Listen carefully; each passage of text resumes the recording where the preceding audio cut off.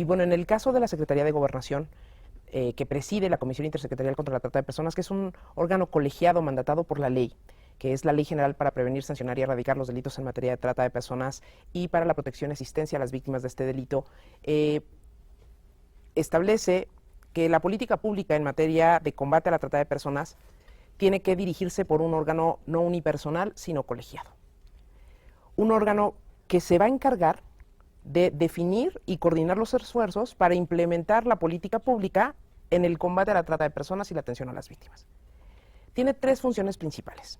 Estas son impulsar y coordinar en todo el país la vinculación interinstitucional para prevenir y sancionar los delitos, inspeccionar y vigilar el cumplimiento de los programas, acciones y tareas que se implementan en esta materia, y evaluar, rendir cuentas y transparentar las acciones, desde luego que sin perjuicio de las acciones que otros órganos como la Auditoría Superior de la Federación o la Secretaría de la Contraloría pueden desarrollar en esta materia.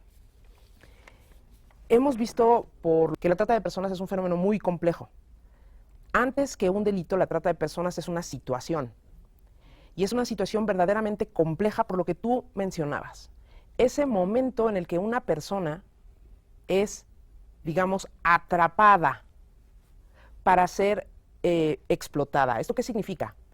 Es cooptada su voluntad de alguna manera con la finalidad de beneficiar material, económica, física o emocionalmente a otra u otras personas.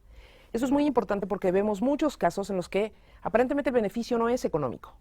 Un matrimonio forzado, un matrimonio arreglado, en donde se vende a una menor, se da una dote por una menor.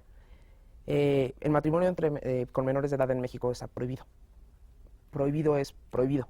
No es cuestión de garantizar el cumplimiento de una norma cultural. Eso es inexistente. Los niños tienen en México derechos.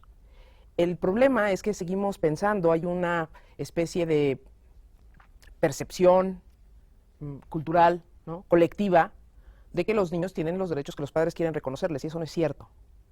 Eso no es cierto. No, por supuesto que no. Tienen un límite los usos y costumbres, y el límite de los usos y costumbres son los derechos humanos de las personas. No hay forma de que tú hagas valer una norma cultural, una tradición, que así sean las cosas, cuando esto va en contra de los derechos humanos de alguien. Imposible. Imposible. Y cualquier ciudadano, cualquier persona, cualquier autoridad del orden de gobierno que sea, está obligada a proporcionar protección a este menor por aplicación del primero constitucional. Luego, esa es la salida fácil a veces. El tema es tan complejo, el fenómeno es tan grande que abarca todos los escenarios sociales posibles, todos los estratos socioeconómicos posibles, todos los ámbitos culturales posibles. Está relacionado no solo con la explotación sexual o con la explotación de la prostitución ajena, que son dos cosas distintas, con la producción de pornografía, con la producción de pornografía infantil, con la mendicidad forzada, con el matrimonio forzado o servil. Vuelvo al ejemplo de la niña. La adquiere una persona mayor, le paga un dinero a su familia por la niña y se la lleva y la tiene todo el día aseando la casa y satisfaciendo sus deseos sexuales con la niña todo el tiempo. Eso no es un matrimonio. Eso no es proporcionarle a la menor una buena vida. Hay un caso reciente de una menor rescatada en Chihuahua, donde una persona que ya estaba casada, que no era de la misma tradición cultural que la niña, adquiere a la niña por 65,000 pesos y se la lleva al norte del país a trabajar. Y fue por una denuncia a esta misma línea ciudadana que nos enteramos de la circunstancia. Cuando Beni habla de las cifras, de la dimensión, las cifras son aproximaciones, porque no tenemos posibilidad de hacer un cálculo, un conteo real, y ese es un problema. ¿Cómo hacemos el cálculo? Por el tipo de víctimas, hacemos proyecciones tomando en cuenta el tamaño de la población, las características de la población, y podemos hacer proyecciones no a 2020, a 2019, 2021, porque sabemos cómo va creciendo la población cada año. Y sabemos en qué entornos está, si son rurales, si son urbanos, si tienen acceso a la educación, cómo son sus hogares. Es un tema que requiere una capacidad de atención que rebasa por mucho la capacidad del gobierno. Desde luego el gobierno tiene una responsabilidad tremenda en esto y la realiza o genera acciones a través de esta comisión intersecretarial. Esta comisión intersecretarial está compuesta principalmente por 15 dependencias del Ejecutivo Federal.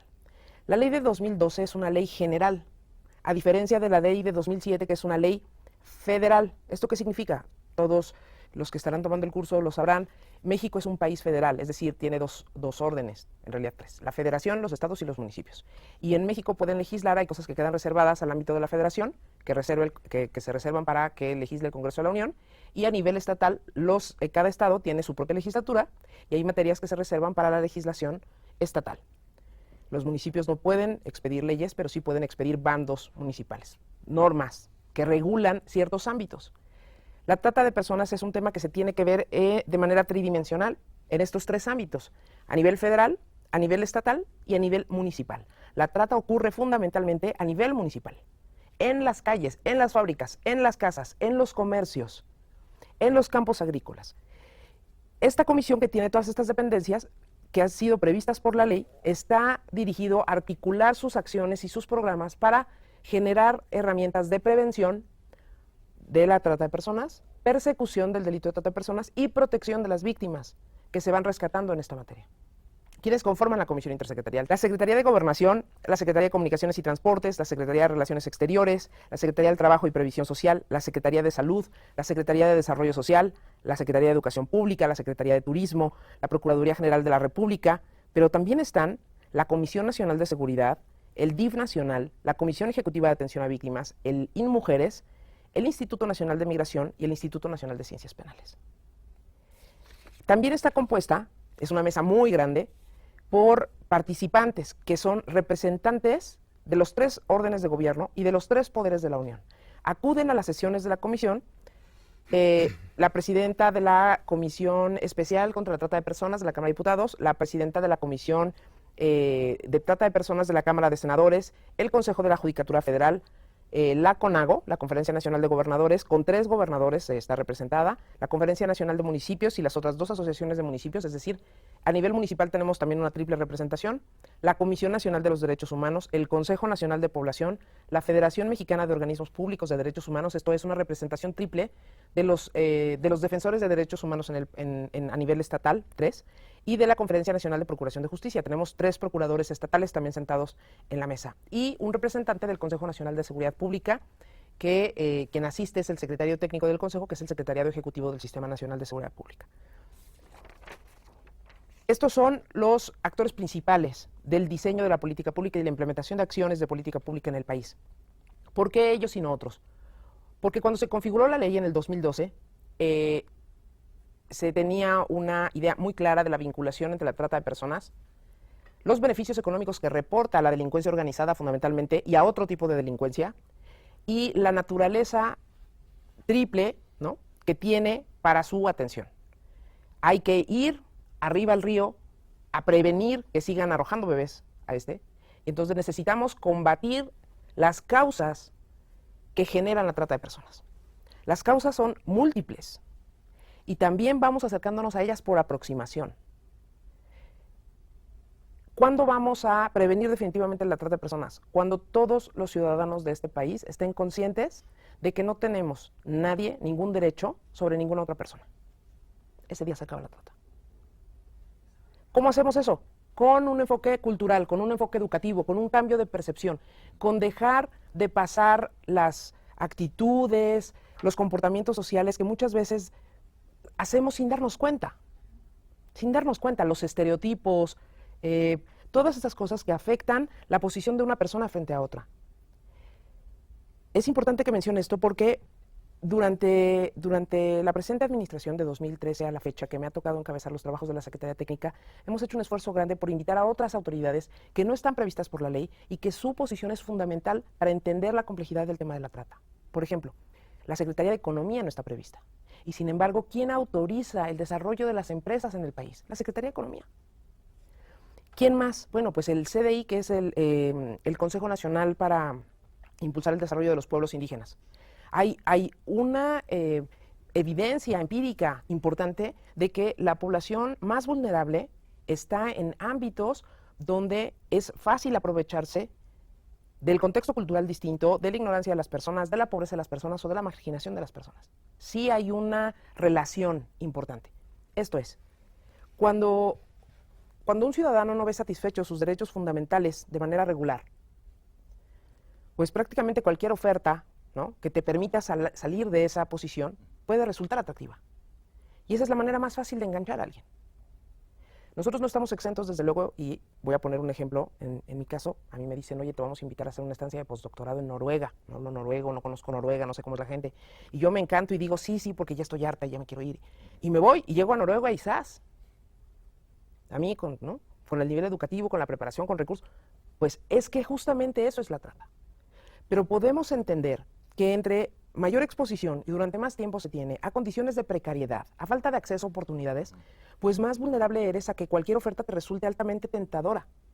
Altamente tentadora. Te encargo a mi sobrina para que te la lleves a la ciudad y tenga una mejor vida. Claro, y acaba, ¿no?, siendo explotada sexualmente. Ustedes recordarán que hace, no sé, 20, 30 años, era muy común escuchar en ciertos entornos, me traje a la muchacha del pueblo, ¿no? Oye, ¿cuánto le pagas? No le pago, no sabe hacer nada, le estoy enseñando. Ah, caray. Tenemos un problema en México de cierta tolerancia a comportamientos socialmente aceptados, a prácticas culturales y sociales que no nos generan mayor pensamiento. Muchas casas en esta ciudad y en este país usan servicios domésticos. Pregunta, ¿cómo están esas personas al interior de esas casas? Tenemos un caso de una joven en una zona de Interlomas que fue rescatada, era abusada sexualmente por el hijo de la dueña de la casa y golpeada por la hija de la dueña de la casa y no le pagaban y prácticamente no salía. Del sureste del país, originaria del sureste del país. En una práctica cultural, el padre da a la persona por segunda ocasión a cambio de un bien, de dinero. Por eso uno de las conductas que tipifica la ley es recepción de pagos.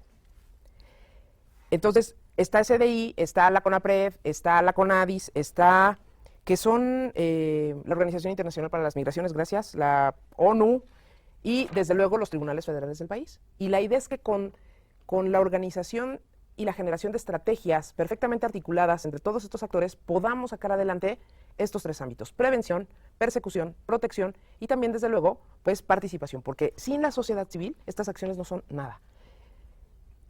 Digamos que cuando viene la ley de 2007, sociedad civil ya tenía mucho tiempo trabajando el tema de la trata de personas, con diferente nombre.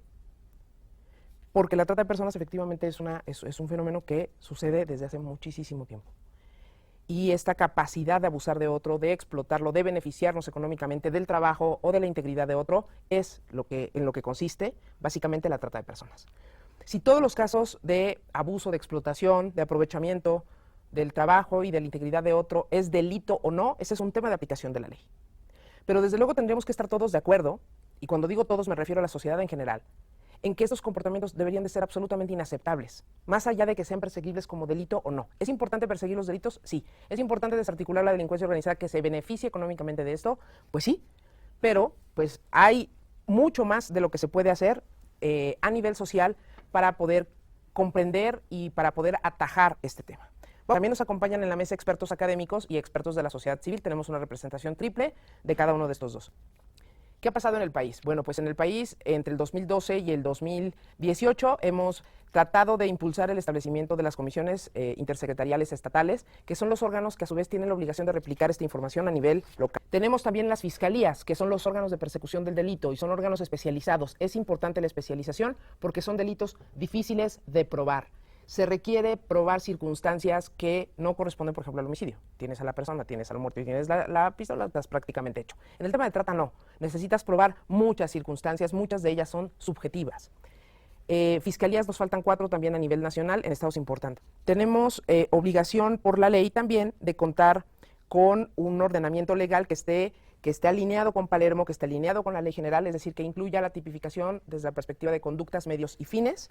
Y en el país el estado de la legislación, con este tema del llamado federalismo, es una ley general. Bastaría con que aplicáramos la ley general todos, pero atendiendo la naturaleza de nuestro país, pues los estados han querido impulsar la creación de sus propias leyes y hoy por hoy, bueno, solamente tenemos 3 estados sin ley, cosa que no es relevante porque en 2 de ellos hacen referencia a la ley general, lo cual está muy bien. Un estado no tiene ley y no hace referencia a la ley general, su situación es un poco complicada, y tenemos 6 estados que tienen controversia constitucional. Y estos 6 estados que tienen controversia constitucional, bueno, pues la Corte ha decidido que tiene que ser reformada su ley para poder ser armónica, ¿no?, con la ley general. Tenemos también la obligación de generar protocolos, porque como es un tema complicado, no se atiende como cualquier delito, se necesita cierta sensibilidad, cierto conocimiento, incluso sociológico y antropológico de las circunstancias, cierto perfil psicológico y cierta empatía para poder trabajar este tipo de delitos. En el país tenemos todavía unos estados que están, digamos que todavía con esfuerzos muy iniciales en el tema de los protocolos. Los protocolos son múltiples y muy variados, pero el primero y más importante es el de identificación, detección y rescate de víctimas potenciales de trata de personas. Tenemos también sentencias a nivel estatal. Se ha hecho un esfuerzo legislativo importante. No es suficiente, desde luego hay que revisar el contenido de las sentencias, estar seguros de que estamos condenando de manera adecuada, de que estamos persiguiendo bien el delito, pero todavía en esta materia nos falta mucho. Sin embargo, México, bueno, pues es un país que se ha posicionado por el tema de la actividad legislativa, de la actividad, perdónenme ustedes, judicial en esta materia. Hay hoy en el país 831 sentencias a nivel local y 61 a nivel federal. En 2012, a finales de 2012, había solo 6 sentencias a nivel federal por este delito y hoy hay 61. Y a nivel de averiguaciones previas, que era lo que decía Beni, ¿no? Se rescatan menos personas, se tiene posibilidad de identificar a más, pero se rescatan menos. Bueno, a nivel nacional se abrieron 2.600 más o menos averiguaciones previas entre 2013 y 2018. Y las sentencias también han subido, pero también han subido mucho el número de sentencias absolutorias. Hay mucho por hacer y los análisis, la verdad es que hay información suficiente hoy día. Hace 6 años no había información. Hoy tenemos información que podemos analizar y con la que se puede trabajar, pero desde luego tenemos un camino por delante tremendo. Hay en el país solo 17 albergues especializados en materia de trata de personas. En la Ciudad de México hay 5, de los cuales 2 son oficiales y 3 son de sociedad civil. En el Estado de México hay 3 oficiales, en Colima hay otro que es gubernamental y en Nuevo León es de sociedad civil, en Baja California y en Chiapas y en Puebla de sociedad civil. Necesitamos crecer el aparato de protección de las víctimas si queremos, con ello, rescatar a las víctimas no es solo rescatarlas, es proveerles los cuidados, la atención, la asistencia necesaria